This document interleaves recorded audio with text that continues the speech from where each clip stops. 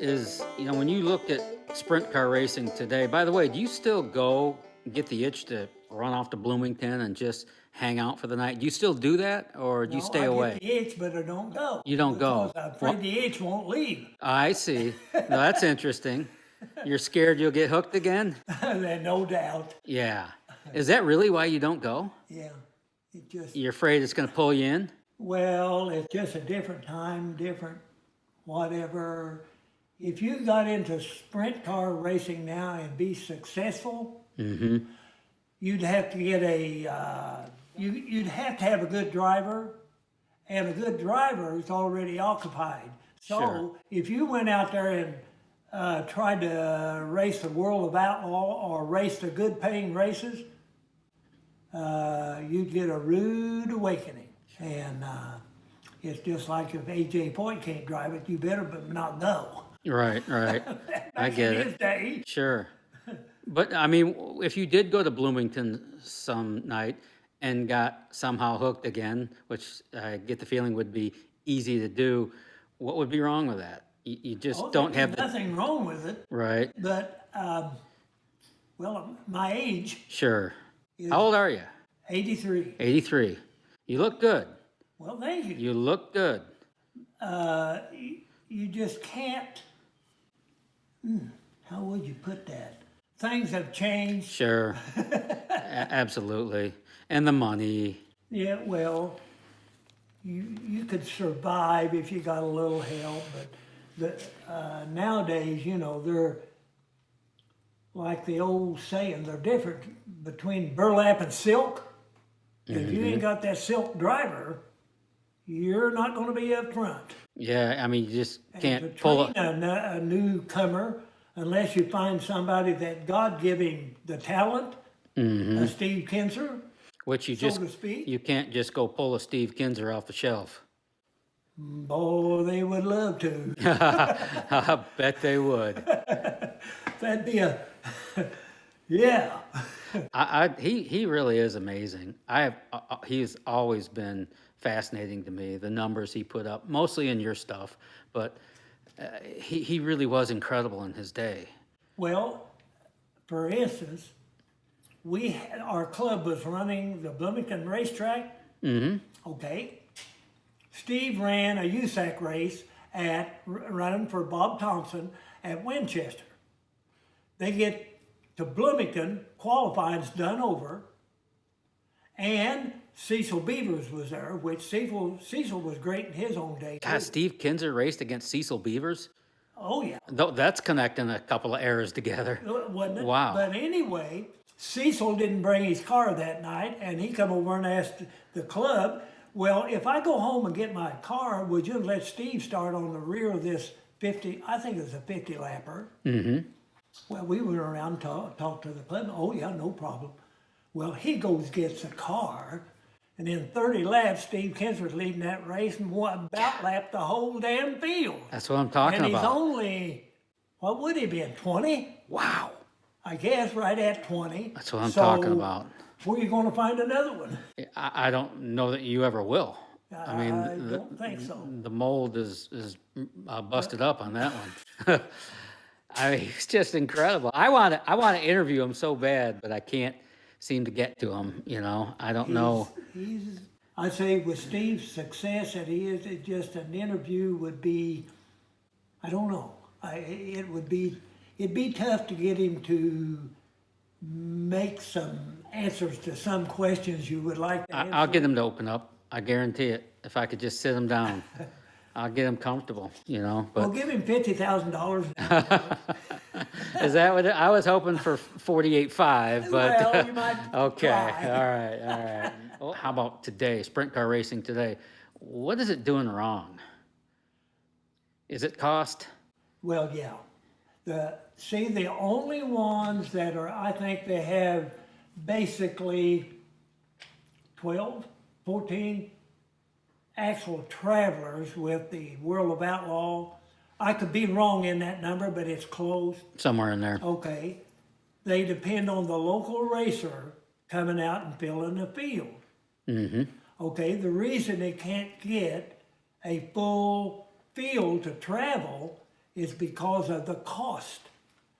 Now then, by experience, a race car driver, if this guy went and paid $50,000 for a motor and he outrun him a couple of times, well, we got to get one of them. Well, where's your part of the money? Oh, I'm the driver. I don't put the bill, but we need that motor. Well, the first thing you know, anybody that can drive has found somebody that will buy them motors. Got it. And you ain't going to get one of them. Unless you want to take off and put everything together, truck and trailer and all that, and spend $400,000. Yeah, but in terms of the cost, which is off the charts, how do you back up from it though? You know, what would you As do? long as mom and dad and the car owner has that kind of money, why would you? I guess. I guess, yeah. But more and more and more as we get on into it, I think there are going to be less and less people that can put up that kind of money to go fast in circles. Wouldn't want to. You know, Yeah. all that. By age 83, a lot of things lose a lot of its priority. Sure. You know, and you're going, well, it's just like Briscoe's kid down here. Kevin stopped by 2 or 3 times, was trying to get me to pit crew their sprint car. Sure. I turned it down. Who wouldn't? Well, anyway, they stopped by and they was going to Fisher's to get a motor, and Charlie Fisher? yeah, at Ohio. Yeah. So they go get the motor in about a month, 5-6 weeks. They stop by with the motor in the back of the truck, and Kevin said, well, I'm going to ask you one more time, boy. I'd like to get you to mechanic that car. And I said, Kevin, I ain't going to do it. And I said, it ain't because I don't like you and your dad. His dad's great. Oh, I know. I'd love to sit with him once. Anyway, I said, oh, what did you pay for that? How much that motor cost you? He said, well, it was $55,000. Wow. And he said it's got 900 and some odd horsepower. And I said, well, Kevin, who are you going to get to drive it? I said, God can't drive that thing because it's got too much horsepower. Your head and foot ain't connected that quick to get on and off. Well, it's remarkable that everybody's in this horsepower race and going broke doing it. Yeah. And it's not Mark Kinser, my son, with the Mopar motors, the best one we ever had, dynoed on a perfect day in the springtime. You can call Gary Stanton and verify it, had 804 horsepower. The average of them things had 790, 94, not even 800. But the driver could sit in that car and drive that thing, and he didn't have to worry about going down the straightaway. Well, am I going to get on this thing too hard to come off the corner and light the tires and all this? Well, if you got to sit in a car driving that thing and it's about to kill you every corner anyway, and you're worried about this thing going to light the tires, first thing you know, the tires have been spun so much they seal over and you just well pull in the pits and save fuel. Mm-hmm. Mm-hmm. And that's what's happening. Yeah. Right there.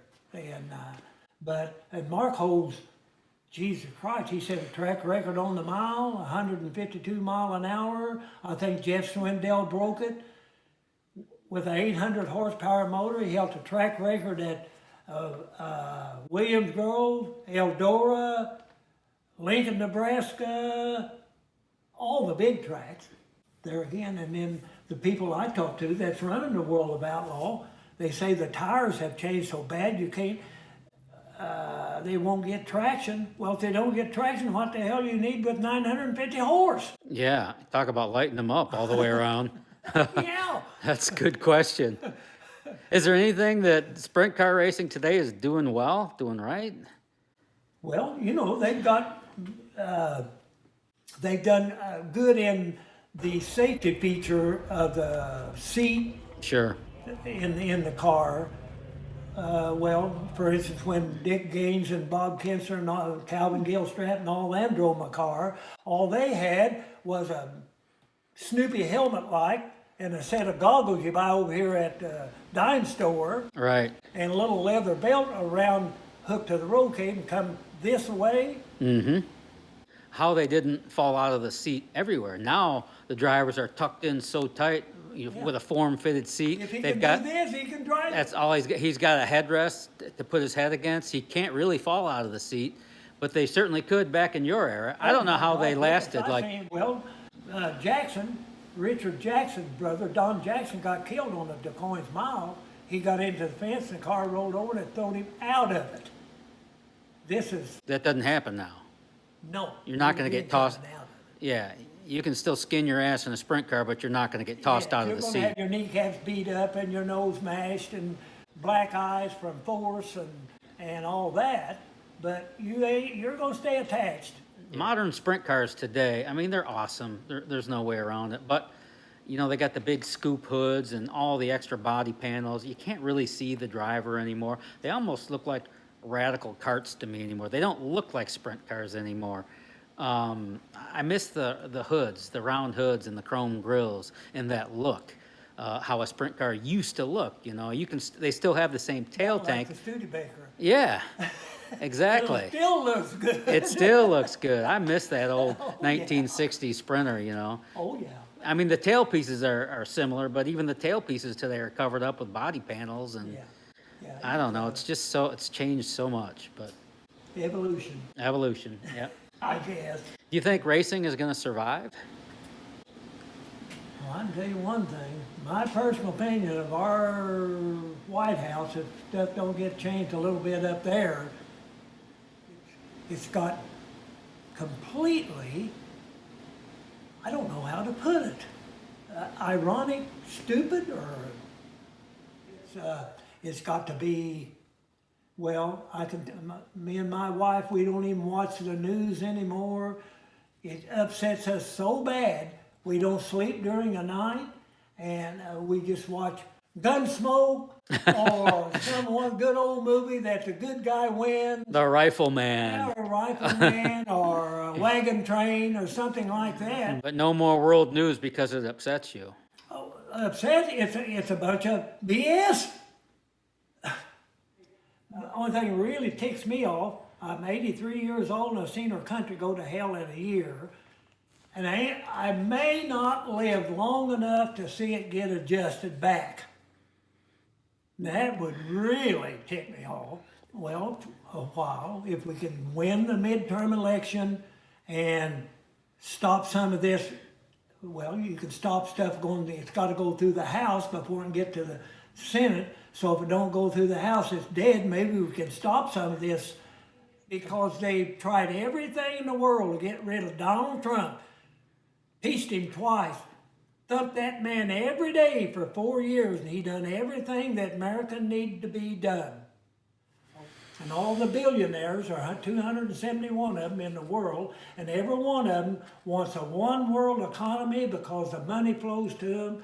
And I'm telling you, money talks and bullshit walks, and we may be in serious trouble.